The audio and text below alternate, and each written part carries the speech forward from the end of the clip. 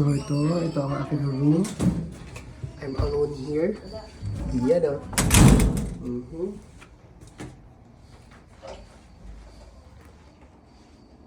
Siya. Window.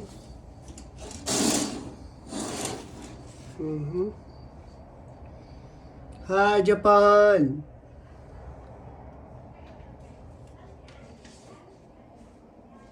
Tingnan natin CR.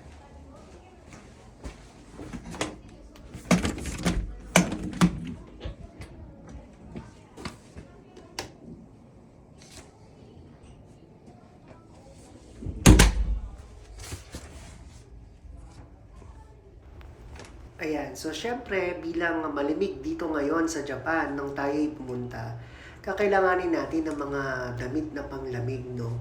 Kasi talaga sinasabi ko sa inyo, hindi talaga ninyo kakayanin yung sobrang lamig na meron dito sa mga panahong ito na pumunta kami. So ako naman, bilang bumibiyahe, malayo pa yung lakad ko. Pinaplano ko na at nilalatag ko na kung ano-ano yung mga isusunod ko. Ayan, nakikita ninyo yung ano, no?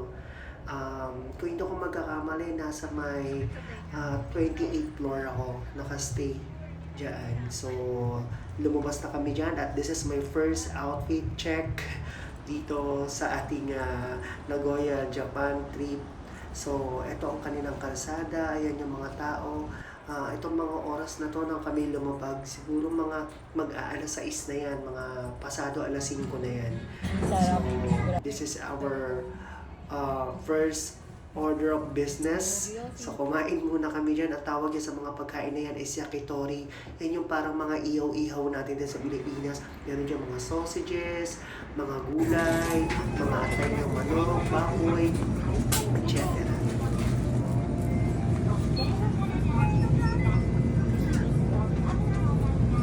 So, basically, ito yung kanilang sabi na namin here. And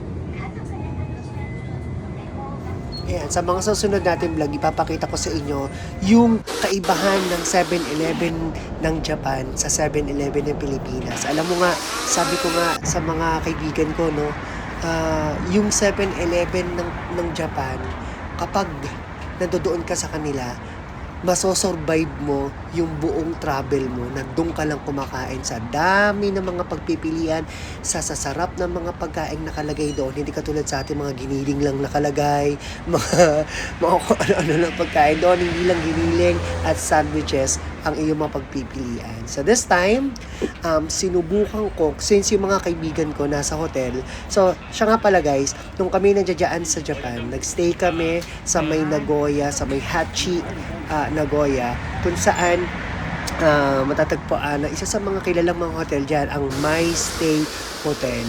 So ayan yung view dito sa may lobby namin, no, bago ka bumaba doon sa pinaka main na stairs at entrance ng aming hotel.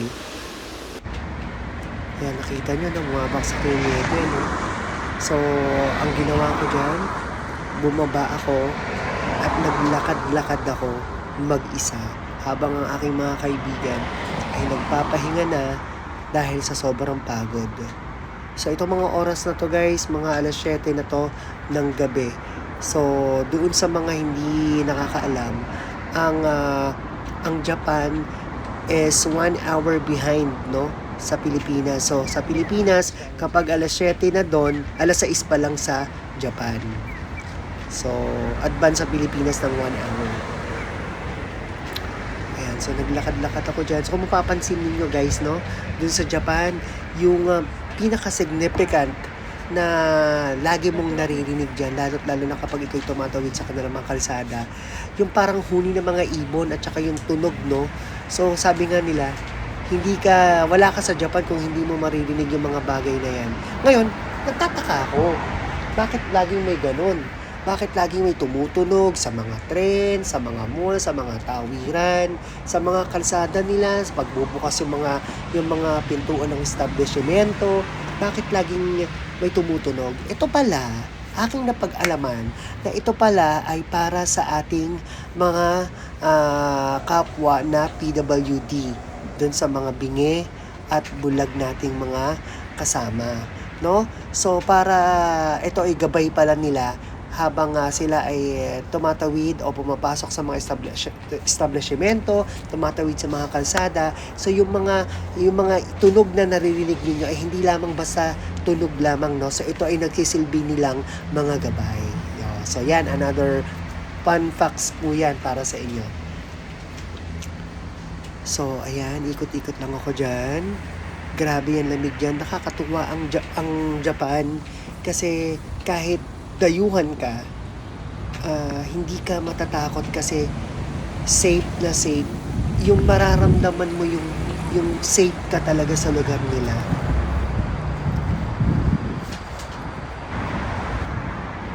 Madaming mga pulis, bawat kanto, maraming mga CCTV na nakatutok sa mga kalsada, marami ding nag-roving, umiikot, nakabisikletang mga otoridad, mga kapulisan, mga nakasasakyan, umiikot. Siguro, chine-check nila yung kalagayan ng kanilang mga kalsada para kung sakaling merong mga untoward incidents, no, nagkakaroon ng apprehension agad, nagkakaroon agad ng report o naaalalayan nila agad yung mga taong nangangailangan ng tulong. So, isa yan sa mga bagay kung bakit masasabi ko, ako on my personal point of view, masasabi ko na talagang safe at ligtas sa Japan kumpara sa Pilipinas. Alright. As we move on, no, dito sa aking paglalakad, marami rin, ang gusto ko rin isa sa mga i-share sa inyo na kung mapapansin ninyo, kararating-rating ko lang at kalalapag-lapag ko lang yan sa Japan. That is my first night sa Japan, ano. So, umikot ako at kung mapapansin ninyo, hawak-hawak ko yung telepono ko as my camera para i-cover yung paglalakad ko at pag-iikot ko dun sa lugar na yan. Wala akong gamit na Google Map, no. Pero bago ko lumawas, syempre, tinignan ko muna yung mapa kung saan ako pwedeng umikot hanggang makabalik ako ulit dun sa aking hotel. Pero, may kasabihan dyan sa Japan. Ang sabi nila sa Japan, mawawala ka at maliligaw ka at maliligaw, pero hindi ka mawawala. Makakabalik at makakabalik ka pa rin sa iyong pinanggalingan. So, ganyan po sa Japan dahil masyadong sistematiko po talaga ang lahat ng mga transportasyon, ang kanilang kalsada, bagamat yung iba nakasulat sa kanilang lingwahe, no? Sa kanilang pamamaraan ng pagsulat sa mga Hapon, pero meron naman mga may mga captions naman, no, na naka-English translation naman yung karamihan para dun sa mga ibang mga dayo na hindi po marunong mag-Nihongo.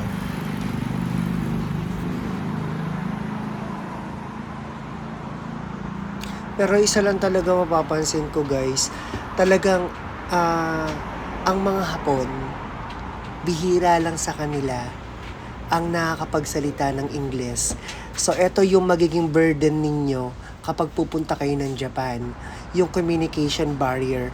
Kasi kapag ikaw magtatanong sa kanila, mostly ng mga Hapon ay very polite naman, approachable naman sila. Pero talagang kapag minsan naliligaw ka na at may gusto kang itanong, nasan ba to, nasan ba ito, ay nahihirapan silang i-translate sa'yo o itawid sa'yo yung gusto nilang sabihin sa salitang English kasi hindi sila masyadong marunong mag-Ingles. So, etong pagkakataon na to, nakita nyo na siguro to sa aking mga reels previously. So, ito yung aking shoot na ginawa. Medyo emotional ako sa part na yan kasi that's my first time na ma-experience talaga ang snowfall. At sabi ko nga, no, hindi ko ma-imagine at ako'y talagang sobrang nagpapasalamat kasi nabigyan tayo ng pagkakataon na na-experience ng mga bagay na to. And I'm really looking forward and I'm praying na hindi lang ako, no, maging kayo, guys, na mga followers ko at mga kasama ko dyan sa Muntinlupa News Express ay maranasan din ito. Thank you for watching!